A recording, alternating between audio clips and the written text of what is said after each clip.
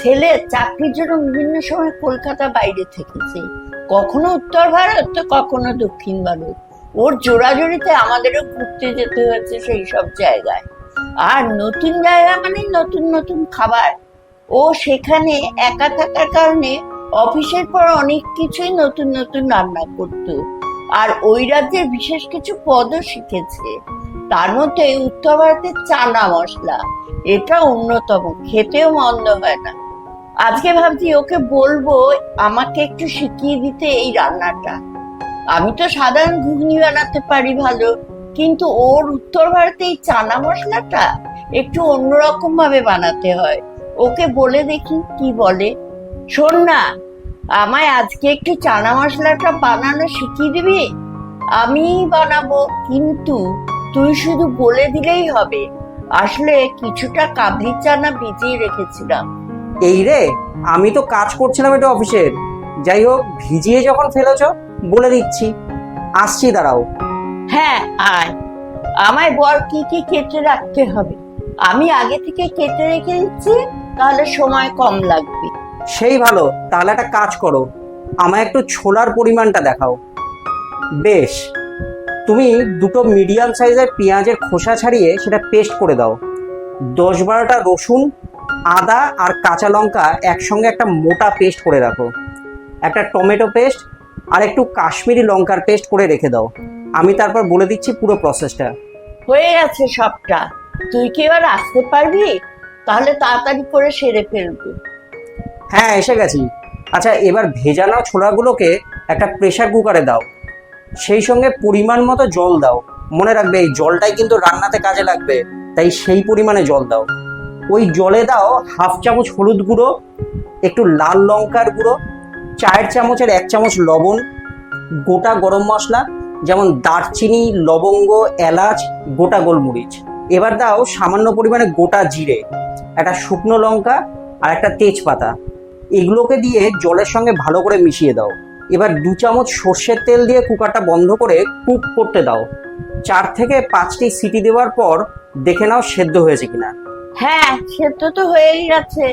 যদি সেদ্ধ হয়ে যায় তাহলে একটা স্টেনারের সাহায্যে জলটা ছেঁকে সরিয়ে রাখো, ওটা রান্না করতে লাগবে। এবার একটা কড়াই বসাতে হবে ওভেনে। গরম হলে কিছুটা তেল দাও। সর্ষের তেল দিয়ে রান্নাটা করা ভালো, কিন্তু আপনারা যদি অন্য তেল খান তাহলে সেটাও ব্যবহার করতে পারেন। তেল গরম হয়েছে, তাহলে তাতে কিছুটা গোটা গরম মশলা আর জিরে ফোড়ন দাও। 1 চিমটে হিংও দিও আর একটা তেজপাতা। একটু নাড়াচাড়া করে ঢেলে দাও পেঁয়াজ বাটা। কাঁচা গন্ধ চলে যেতেই দাও কাশ্মীরি লঙ্কা বাটা আর আদা রসুন বাটা। সেগুলো থেকেও কাঁচা গন্ধ চলে গেলে দাও টমেটোর পেস্ট আর 4 চামচের 1/2 চামচ লবণ। ভালো করে কষিয়ে নাও। কষানো হয়ে গেছে? হ্যাঁ, তেল ছাড়তে শুরু করেছে। আচ্ছা, এবার তাহলে মশলা দেওয়ার পালা। এটা কিন্তু আপনারাও মন দিয়ে শুনবেন, এই মশলাই আসল। দিয়ে দাও 1 চামচ জিরে গুঁড়ো, 1 চামচ ধনে গুঁড়ো, আর লাগবে 1/2 চামচ হলুদ গুঁড়ো।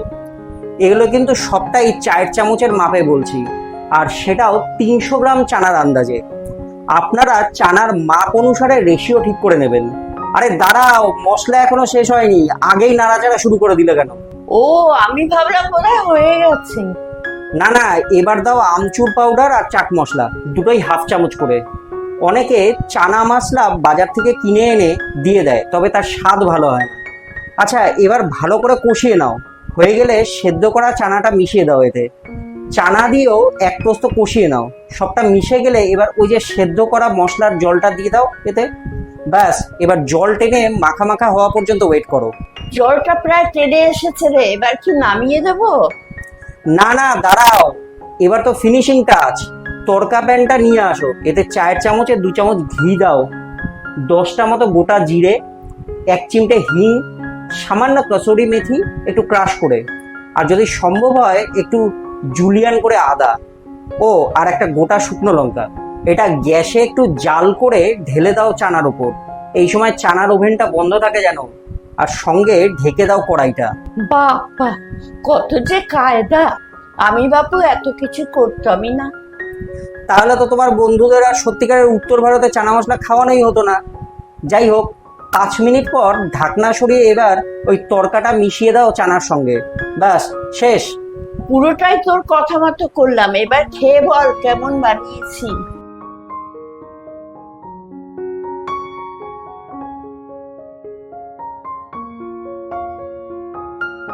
জিও, তুমি তো 100-100 পুরো। প্রথমবারেই হেভি হয়েছে। আপনারাও এভাবে বানিয়ে দেখুন, রুটি, পরোটা, কুলচা বা নানের সঙ্গে জমে যাবে। আর বলছি, চক্রবর্তী হেসেল চ্যানেলটা সাবস্ক্রাইব করুন তাড়াতাড়ি, আরো রান্না নিয়ে আসছি এর মধ্যে। আজ চললাম, টাটা।